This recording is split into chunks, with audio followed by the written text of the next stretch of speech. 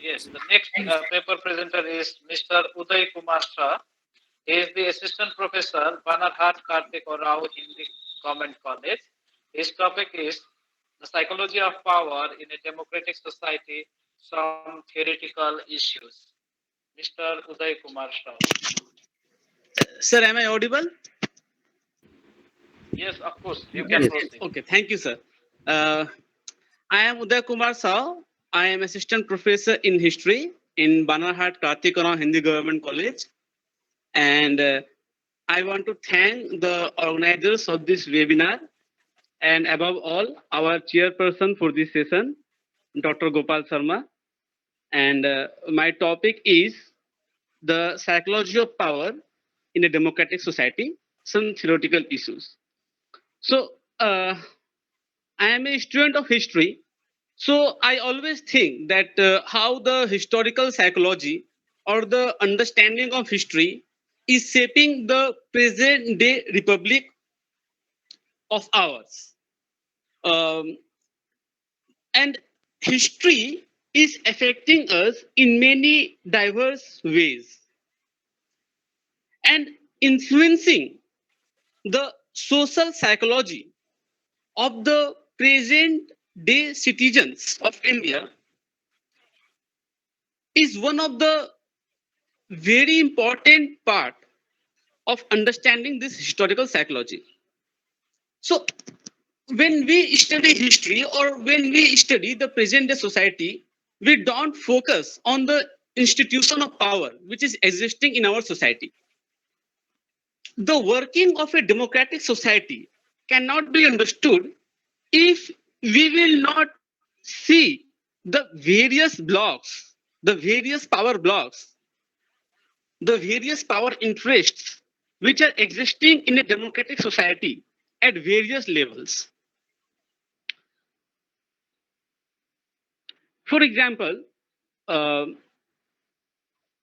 in our country, recently we can see that the pattern of democracy, the structure of democracy is changing.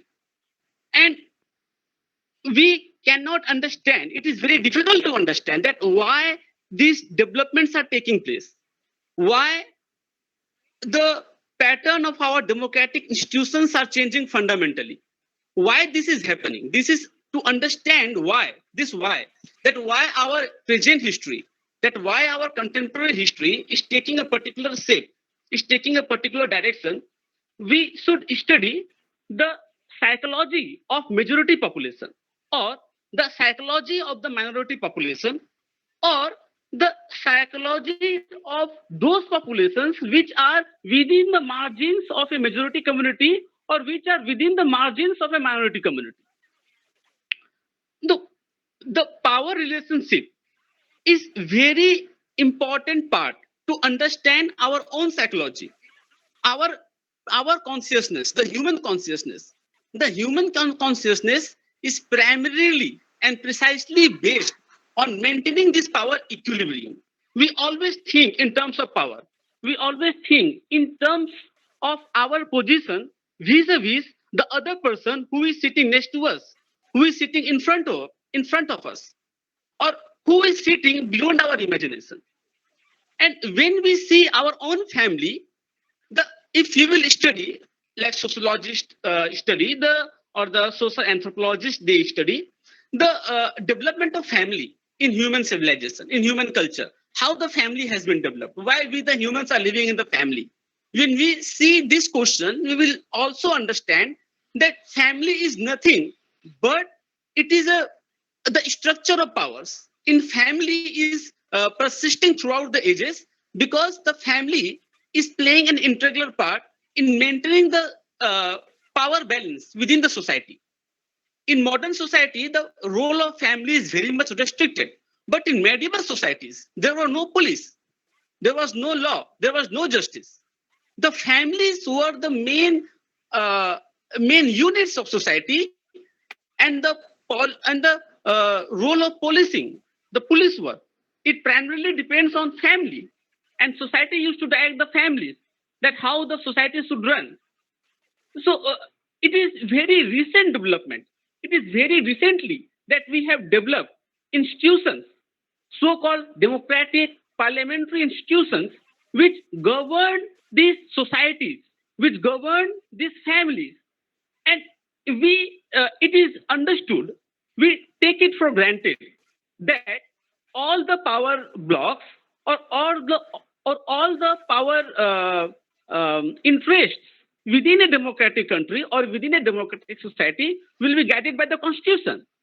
If if one particular society, if one particular class, if one particular group is not following the constitution, then we brand this action of them as a crime.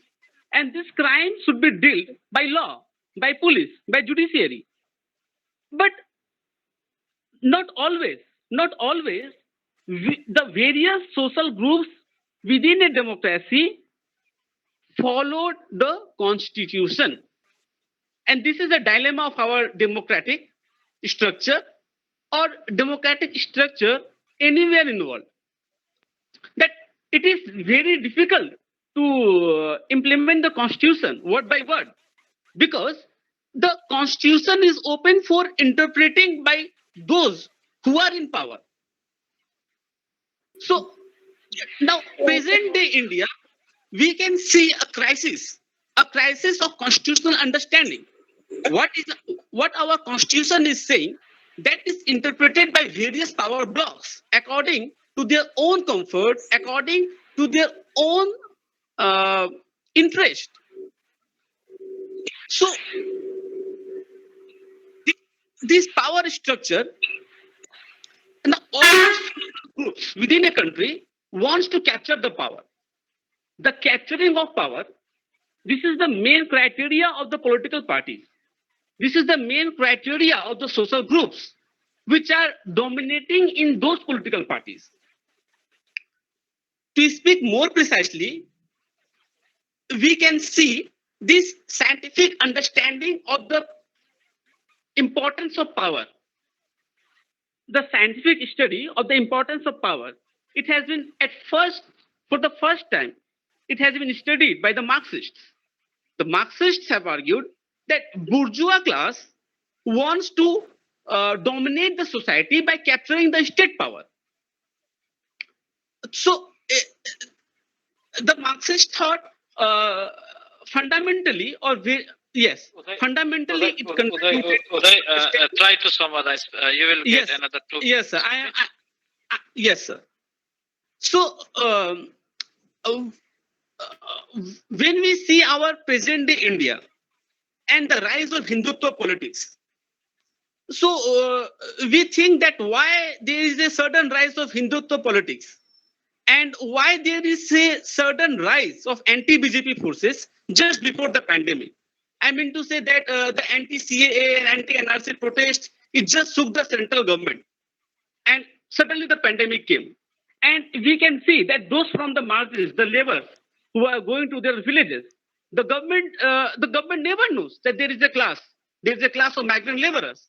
And so they were surprised that in pandemic, a crisis like this, a crisis like India has never seen since partition, or some scholars are saying that the present day crisis is more worse than what we see in our partition times. So this eagerness to capture the power by a majority population is behind the rise of present day Hindutva politics. But when the Hindutva politics, the Hindutva parties have captured the power, then the margins within the Hindu society are feeling that they are not sharing the same power as the majority, as the main power block within the majority community is sharing. So there is a fault line within the Hindutva politics. The more we will talk about Dalits, the more we will talk about the women, the more we will talk about the Adivasis, the more we will talk about the laborers, the more we will talk about the peasants, the more we will talk about those persons, those classes, those castes of the societies which are in the margins of our societies. We will find the balloon of Hindutva politics will blast. It can blast anytime, or it may persist. It may persist. But the point is that social psychology, the psychology of those who are in the margins, the psychology of those who are in the majority, the psychology of those who are in the mainstream. This, this power balance drives the history all through the ages. And the contemporary history of India or the contemporary history of world could not be understood if we don't focus on the power politics, on the dynamism of power politics in a democratic country like India. Thank you so much, sir. Thank you, Uday Kumar Shah, for your paper. Anybody left? Is there anybody who wants to present your paper? Anybody left? Pujan Singh is here. Are Pujan you Singh. here, Pujan? Pujan, are you here? Pujan Singh. I don't think so. I don't think so. Uh, So it is the high time to hand over the microphone to the organizers. Thank you for everything. Thank you very much. Gopalda. Hello. Hello, Gopalda. Yes. This is Yes. Merman Bhai. Yes, of Where course. you You want to present? Yeah. Okay, Gopal you da. can present. Okay. Yes. Okay. Thank you.